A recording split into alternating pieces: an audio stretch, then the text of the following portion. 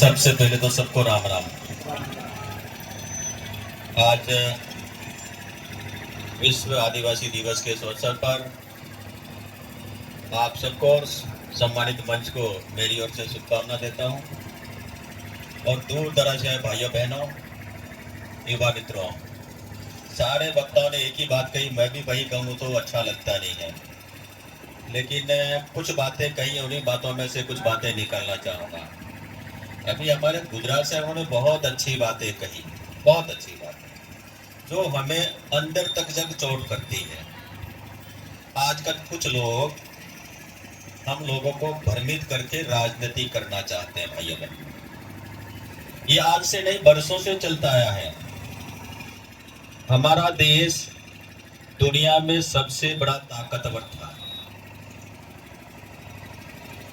विश्व गुरु था, सोने की चिड़िया था, और इस देश में लुटेरे आए देश को लूटने की हैसियत से, हमारे आपस की लड़ाई की वजह से उन्होंने देखा क्या तो राज भी किया जा सकता है, तो एक दूसरों को भड़काने का काम किया। तू बड़ा है, तू छोटा है, वो छोटा है, वो ऐसा है, वैसा है, ऐसा चलता रहा। और ऐसा करते करते हजारों साल तक भारत को गुलाम रखा।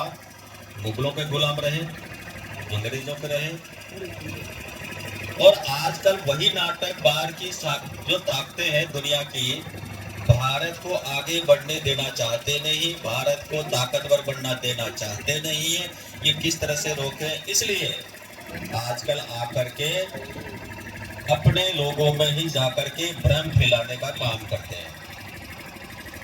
और भ्रम भी किस प्रकार से, किसी को समझ में नहीं आता है। अभी मंगलसूत्र की बात आई, आदिवासी हिंदू नहीं बात आई, सब लोगों ने कहा भगवान राम पैदा नहीं हुए थे, उनसे हजारों साल पहले वाल्मीकि रामायण लिखी गई थी, वो भी भील था। और जब भगवान राम को लंका विजय के लिए जाना था, सीता का हरण हुआ था, तो अभी आया था जिस पुल को बनाया था राम सेतु, वो नल और नीर आदिवासी इंजीनियर थे। आदिवासी किसी से कम नहीं था, न कमजोर था, लेकिन आदिवासियों में भी भेद करने का काम किया भैया। अब मंगलसूत्र किसका प्रतीक है? हमारे 16 संस्कार हैं, 64 कलाएं हैं। अगर किसी ने जिंदा रखी है आदिवासी अपने हिंदू सनातन संस्कृति को, वो रखी है इस आदिवासी ने रखी है। भाइयों बहनों, आदिवासी ने रखी है। अगर आप शहर में जाओगे तो कोई मेहमान आएगा तो कहेगा भैया आप चाय पीना बैठना, मैं अपने धंधे पे जा रहा हूँ। मेहमान का भी कदर नहीं करेगा। लेकिन आदिवासी के घर में कोई मेहमान आएगा तो सारे काम छोड़ करके और उसकी आव भगत में लगेगा, उसकी सेवा करेगा। भाइयों बहनों, ये हमारा संस्कार है। मंगलसूत्र कोई विधवा पहनती है क्या? कोई कुंवारी पहनती है क्या? ये हम इसको थोड़ा कम करो भैया, इसको थोड़ा ठीक करो। ये सुहाग का प्रतीक है। अगर किसी ने मांग में सिंदूर भरा, इसका मतलब ये शादीशुदा औरत है।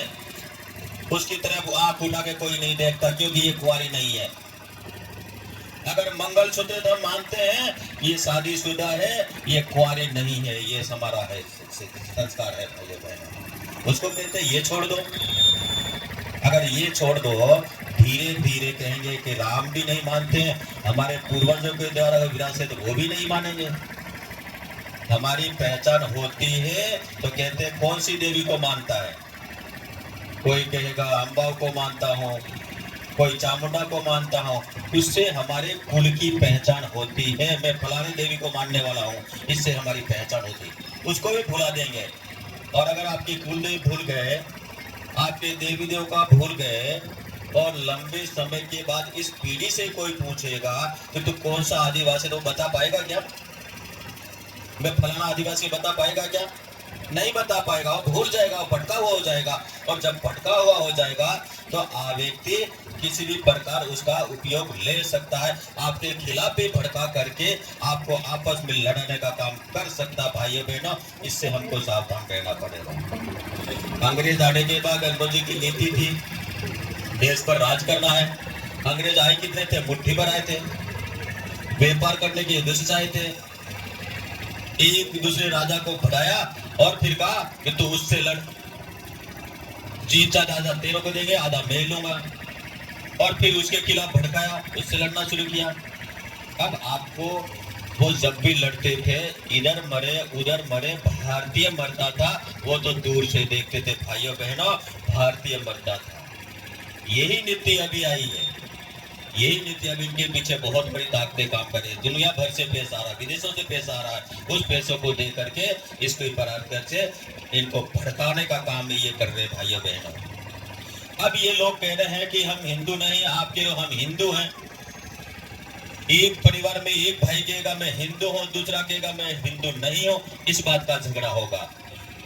आदिवासियों से आपस में लड़ाने का धंधा ये करेंगे भाइयों बहनों, और कहेंगे वो तो दूर से देखेंगे, इधर मरे उधर मरे, आदिवासी मरेगा, ये स्थिति पैदा करने जा रहे हैं। इसको भी हमको समझना पड़ेगा भाइयों बहनों। अब ये बातें तो बहुत हो गई। अब ये तय करते हैं कि शादी कौन किससे करेगा, ये तुम तय करोगे क्या? तुम्हारा ठेका है क्या? हम शादी किससे करेंगे वो समाज तय करेगा। वो कहेंगे नहीं, हम कहेंगे वहां शादी करोगे। ये धंधा भी नहीं चलने वाला भाइयों बहनों। अब दूसरी बात में सरकार की, क्योंकि मैं सरकार का मंत्री हूँ, आपका कर्जदार हूँ, आपके एहसान से मैं 4 बार एमएलए बना हूँ और इस बार राज्य सरकार में मुझे मंत्री बनने का अवसर मिला है। मैं आपको भरोसा दिलाता हूँ भाइयों बहनों, यह बहुत बड़ी संख्या में युवा बैठा है। मैं युवाओं से कहना चाहता हूँ, आप पढ़ने लिखने का काम करना, आपको आगे बढ़ाने का काम सरकार के साथ मिलकर के बाबूलाल खराड़ी करेगा भाइयों बहनों। मैंने तय किया है, मंत्री बनने के बाद, विभाग मिलने के बाद मैंने कहा अधिकारियों से कितने कलेक्टर एसपी बने मुझे बताइए, कोई जवाब नहीं था। एक भी कलेक्टर एसपी नहीं बना। 2 3 4 बांसवाड़ा और डूंगरपुर के बने हैं, वो अपनी हैसियत से बने। मैंने कहा मैं कलेक्टर एसपी देखना चाहता हूँ। अभी मैंने तय किया है 50 लड़के और 50 लड़कियों को आईएएस की तैयारी कराऊंगा, आईपीएस की तैयारी कराऊंगा भाइयों बहनों में कराऊंगा। मैंने बातचीत कर ली और अच्छी संस्थाओं से दिल्ली भी कोचिंग कराने से कराऊंगा, अगर जयपुर करानी हो कराऊंगा। उनमें से कितनी सफलता मिलेगी तो भविष्य बताएगा। पढ़ना तो उन लड़कों को है, माहौल देने का काम करूंगा भाइयों बहनों। जनजातीय विभाग से पैसा देकर वो आगे बढ़ाने का काम करूंगा भाइयों बहनों। आप में से कोई भी किसी प्रकार की कोचिंग करना चाहते हैं, आपके मेरिट के आधार पर हम चयन करेंगे। आपको उदयपुर में कोचिंग कराएंगे, उसके बाद में कोटा कराएंगे, आपको जयपुर कराएंगे। आपके खाने से लगा करके, पीने से लगा, कपड़े से लगा, रहने से लगा, लट्टे तक सारा हम देंगे भाइयों बहनों। आपको आगे बढ़ाने का काम करेंगे भाइयों बहनों। ये काम करेंगे। हमने कम काम किया क्या? आज यहाँ पर कई लोग सरपंच हैं, प्रधान भी है, नहीं होंगे तो घर होंगे। अगर सरपंच और प्रधान और प्रमुख बनाने के अगर राज का अधिकार किसी ने दिया, उसका नाम है 1995 में भैरू सिंह शेखावत ने कानून बना करके, और कुर्सी का अधिकार हमको दिया भाइयों बहनों। बाकी पहले कोई सेठ साहूकार सरपंच बनता था, सेठ साहूकार कोई प्रधान बनता था, हमको तो वार्ड पंच के लिए भी कोई पूछता नहीं था। भैरू सिंह शेखावत के समय हमने कहा कि हमारा बच्चा नौकरी नहीं लगता है, अलवर भरतो महीना आता है, अच्छी स्कूल पढ़ के आता है, उसके सामने हमारा बच्चा टिक नहीं पाता है। हमने कहा कुछ करो, तो 1 से लगा करके 9 स्किल तक नौकरी में उनको आगे बढ़ाने के लिए नंबर दे करके उनको वहाँ आरक्षण दे करके आगे बढ़ाना काम किया था। फिर उसके बाद 1 से 9 तक हमने किया था, 9 तक किया था भैरू सिंह जी के समय में। और हमारे समय में हमने तय किया, आज भी हमारा बच्चा नहीं लगता है तो क्या करना चाहिए, हमारा आरक्षण अलग कर दो। और उसके बाद में तय हुआ 100 में से 45 नौकरी केवल एसएस उदयपुर सब डिवीजन बनेगी, ये ट्राइबल क्षेत्र के अब लगेंगे। इसके कारण से आज मास्टर होगा, पटवारी होगा, कोई बाबू होगा, इस कानून के कारण है भाइयों बहनों। और वो मास्टर और बाबू क्या कर रहा हमको नहीं पता है क्या? वो किनको फंडिंग करता है? अपनी तनख्वाह में से उन लोगों को मदद करता है जो देशद्रोही है, आपके विरोध में काम करता है, आपके धर्म के विरोध में करता है, आपके संस्कार के विरोध में काम करते हैं, उन लोगों को मदद करने का काम करता है भाइयों बहनों। हम सबको समझना पड़ेगा भाइयों बहनों। अगर ये नहीं समझे तो आने वाला समय आप और हम सब के लिए तकलीफ देगा। एक बार एक अच्छा पढ़ा लिखा पीएचडी होल्डर एक बांसवाड़ा का व्यक्ति मुझे मिला, कार्यकर्ता मिला। उसने कहा भाई साहब मैं घर पे गया था और घर पे गया तो सामने एक आदमी रो रहा था, पूरी रात भर रोया और उसको उसका बेटा पीट रहा था। मैंने कहा क्यों? पता नहीं, पूरी रात भर उसको पीटा। फिर सुबह हम गांव वाले लोग गए तो जाकर पूछा क्या हुआ, तो मेरा बेटा ने खूब मारा। क्यों? तो बेटा यूं कहता है कि जब भी मैं आऊं तो तू मेरे को जोहार बोल। ये होगा क्या? ये होगा क्या? क्या बेटा मेरे को कहेगा तू मेरे को जोहार कर? इस बात के लिए वो मारता। भाइयों बहनों, ये दृश्य आपके यहाँ पैदा होगा, आपको समझना पड़ेगा। भाइयों बहनों, क्या बताना चाहते हैं? आजकल तो ये कहने लगे बड़े बुजुर्गों को कि हम कहे वही करना, हम कहे वही वोट करना, अन्यथा रोटी तो हम ही देंगे, तुमको घर से निकाल देंगे। ये स्थिति पैदा कर रहे भाइयों बहनों। ये संस्कारवान है क्या? अरे हमारे यहाँ तो श्रवण पैदा होते, श्रवण। जिनके माता पिता अंधे थे उनके मन में सपना कल्पना आई थी कि 4 धाम की हमको यात्रा करनी, इच्छा प्रकट की, उसने कांवर बनाई और कंधे पे तोप करके 4 धामों की यात्रा करे। यहाँ श्रवण पैदा होते हैं और या कहते हैं कि हम कहेंगे वही काम करो नहीं तो घर से निकाल देंगे। ये दिन दिखना चाहते हो क्या? इसके लिए आप सब लोगों को कमर कसनी पड़ेगी भाइयों बहनों, और इसका जवाब भी हमको देना पड़ेगा। आज हमारे चारों तरफ दिखते हैं हमको। अरे अच्छा काम करके राजनीति करो, समाज का भला करके राजनीति करो। राजनीति कोई भी कर, राजनीति पार्टियां कोई भी आएगी, लेकिन समाज को बर्बाद करके करोगे। क्या कहते हैं? हमारे ऊपर कोई कानून लागू नहीं होता है। चलो थोड़ी देर के लिए नहीं होगा। आप 2 जन लड़ रहे हो, एक की आपने हत्या कर दी, आपके कानून नहीं लगेगा क्या? कानून लगेगा कि नहीं लगेगा? और नहीं लगेगा तो दूसरे को और मार देगा, तीसरे को और मार देगा। उसको ताकत है ना, वो तो गरीब आदमियों को मारता। यही चलेगा क्या? अरे कानून अपना काम करेगा। इसी के कारण से आजकल पत्थरबाज पैदा हो गए भाइयों बहनों, पत्थरबाज पैदा हो गए हैं। वो कहते हैं हमें आईपीसी लगती नहीं, कोई धारा लगनी नहीं है तो लूटपाट करो। क्या आदिवासी लूटपाट कर खाने वाला समाज है क्या? अरे आदिवासी ने तो जमीन का पेट फाड़ कर कमा करके अपने बच्चों को लाया है और औरों को खिलाया। भाइयों बहनों, बहुत ताकत हम में। हमने किसी भी, अगर पुराने लोग किसी को भी आप जाके ना किसी को पूछना, वो उसके सामने कोई मुफ्त में कोई चीज लेता तो वो कभी भी हाथ नहीं हिलाता, नहीं मुफ्त की चीज में नहीं लूंगा। ये आदिवासी में संस्कार था। आज तो क्या स्थिति हो गई? ये स्थिति है कि सारी स्थिति से हमको समझ पड़ा। जहां तक एक मुझे कहा कि तुम राजभावसी की बात कही, हमने महाराणा प्रताप सर्किट बना करके जितने भी देव स्थान हैं उन सब का हम डेवलप करेंगे भाइयों बहनों, उन सब का विकास करेंगे भाइयों बहनों। आइए, हमारे मठ मंदिर ये संस्कार केंद्र है, वहां जाने से हमको संस्कार मिलता है, हमको विनम्र प्राप्त होती है, हम विनम्र होते हैं भाइयों बहनों, वहां हमको संस्कार मिलता है। इसलिए गांव अच्छा विकास करके और वो अच्छे करके ठीक ठाक करके रखेंगे भाइयों बहनों। ये काम भी सरकार करेगी। आप मुझे बताएं, आपको किसी भी प्रकार की समस्या नहीं छोड़ेंगे। हमने भी तय किया है, हमारे विद्यालय में मास्टर नहीं है, हम मास्टर लाने का काम भी हम करेंगे भाइयों बहनों। मैंने कहा सरकार से कि आप जितने भी शहरों में उनको सबको गाँव में भेजिए, क्योंकि गाँव में जरूरत है, शहरों में जरूरत नहीं मास्टरों की।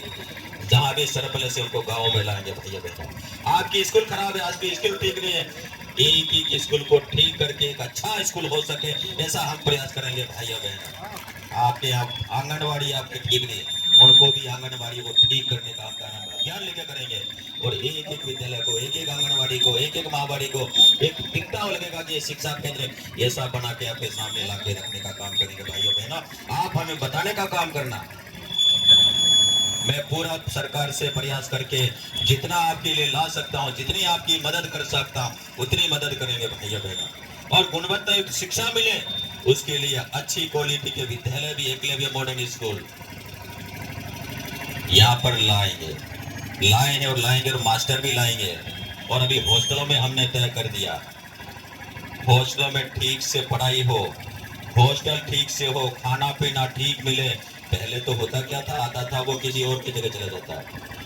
मैंने तय किया मैं प्रत्येक हॉस्टल में सीसीटीवी कैमरे लगाऊंगा, सीसीटीवी कैमरे लगाऊंगा, ताकि वहाँ की गतिविधियों का हमको ध्यान रहेगा। हमारा जो गोदाम है वहां पर भी लगाएंगे ताकि माल आता है वो भी पता लगेगा और वहां से निकलेगा तो भी पता लगेगा। भाइयों बहनों, ये भी हमने तय करेंगे। अब जैसे हमारे चद्दर आती थी, वो आती थी, पहले क्या होता था, उस पर कुछ नहीं होता। अब मैंने तय किया जनजाति विभाग का लोगो लगेगा, उसके बाद में कहीं बिकेगा तो भी पता लगेगा, कहीं जाएगा भी तो पता लगेगा, उस बच्चे तय रहेगा। भैया ये हमने तय किया। जितना सामान बच्चे को आता है बच्चे को मिलेगा, जिस प्रकार का अच्छा भोजन मिलना चाहिए उस प्रकार का अच्छा भोजन हम बच्चे को देंगे, तभी जाकर के बच्चे की बुद्धि ठीक होगी, और बुद्धि ठीक होगी तभी जाकर के बच्चा कलेक्टर एसपी बनेगा। भाइयों बहनों, वो भी प्रबंध में करना चाहूंगा। मेरे हार्दिक इच्छा भाइयों बहनों, इसके लिए मैं व्यवस्था करूंगा। आपको कहीं हमारे हॉस्टल में कमियां लगे, आप मेरे फोन पे बता दीजिए, उसी समय उनको ठीक करने का काम दूसरों को नहीं खाने दूंगा। उन बच्चों का है, बच्चों को ही खिलाऊंगा ताकि बच्चा अच्छा पौष्टिक आहार खा करके अच्छा बच्चा होगा तो आगे बढ़ेगा। भाइयों बहनों, ये काम भी हम करेंगे। इसलिए आप सब लोग बड़ी देरी से आए हैं, बैठे हैं, हम सबको सुना है, लेकिन हमको आदिवासी से आदिवासी को लड़ना नहीं है। लोग तो लड़ना चाहेंगे, अगर उनमें कोई कमी खामी है तो हम उनको जवाब देंगे। भैया रुक जा, अभी तेरे को समझ नहीं है, समझ आएगा तब समझ लेना, आने वाली पीढ़ी को बर्बाद मत कर। ये हमको जाए, अगर हम लड़ने लगे तो वो तो चाहते हैं कि लड़े, इधर मरे उधर मरे, आदिवासी मरे। हम तो देखेंगे अपनी दुश्मनी को और पैदा करना चाहते, ज्यादा बढ़ाना चाहते हैं। और सोशल मीडिया पे जवाब दीजिए आप। ये लोग केवल सोशल मीडिया पे पूरा वो नेटवर्क चलाते हैं, सोशल मीडिया पे चुनाव जीत जाते हैं। इस तरह से राजनीति होगी क्या? और एक बात कह के मेरी बात खत्म करूंगा। भाइयों बहनों, अगर आदिवासी की भलाई की बात करते हैं, राजकुमार रोड को जाके देख आना। 5 साल का एमएलए, आलीशान हवा महल बना हुआ। भाइयों बहनों, कौन से खेत में पैदा किया है राजकुमार रोड, बता। तेरे में ताकत है तो। मैं 4 बार का एमएलए हूं, मैं मकान बना नहीं पाया हूं। 3 करोड़ का मकान है, 3 करोड़ का। उन्होंने होटलें खरीदी है, माई से खरीदी है। अरे 5 साल में कौन से खेत में तेने पैसा पैदा किया तू बता। आदिवासी नाम से लूट खाने वाला, ये बता हमको। ये केवल लूटने के लिए आए भाइयों बहनों। आप क्या करना, आपका उपयोग करके और केवल पढ़ करके ये पैसा कमा करके ये करोड़पति बनना चाहते हैं। ये भंवरलाल और ये सारे इनके बच्चों को पूछना, कोई भी जाता पत्थर मारने, कोई जाता हड़दंग करने के लिए, कोई नहीं जाता है। इनके बच्चे, भंवरलाल की बच्ची अजमेर में एमबीबीएस कर रही है, और के बच्चे भी बाहर पढ़ रहे होंगे। ये तो गरीब के बच्चों को कह दिया वो पढ़ लिखे नहीं, आगे नहीं बढ़े, ताकि इसको पत्थर मारने के लिए उपयोग करें। इसलिए आपको भड़का रहे भाइयों बहनों, ये भी हमको समझना पड़ेगा। उनके बच्चे तो कलेक्टर बनना चाहिए, एक गरीब का बच्चा पत्थर मार पैदा हो और वो नौकरी भी नहीं करे और जिंदगी भर वो यही धंधा करता रहे, इसका उपयोग करेंगे। ये इनका उद्देश्य भाइयों बहन, उनको समझ करके हमको जवाब भी देना पड़ेगा। आपस में लड़ना भी नहीं है, क्योंकि लड़ेंगे तो हमारे ही भाई हैं, उनको समझा करके आगे बढ़ेंगे। आप सब लोग आए, क्योंकि मेरे को यहाँ आज आना नहीं था, हिम्मत ही नहीं, इसलिए क्या, क्योंकि कल हमारे एक विधायक की आकस्मिक मौत हो गई। फिर ये कहा स्वागत करें, मैंने कहा स्वागत मत करना, लेकिन आपका प्यार था, मुझे भी रहा नहीं गया। भाइयों बहनों, जैसे याद मेरे भाइयों के बीच में मैं जाऊंगा, 2 मिनट भी उनके बीच में बैठूंगा, इसलिए आपके बीच आऊं। आपका बहुत बहुत धन्यवाद, आपका आभार। जय भारत। सौगंध मुझे इस कोटड़ा की मिट्टी का, संकट इस कोटड़ा की मिट्टी का। अब कोटड़ा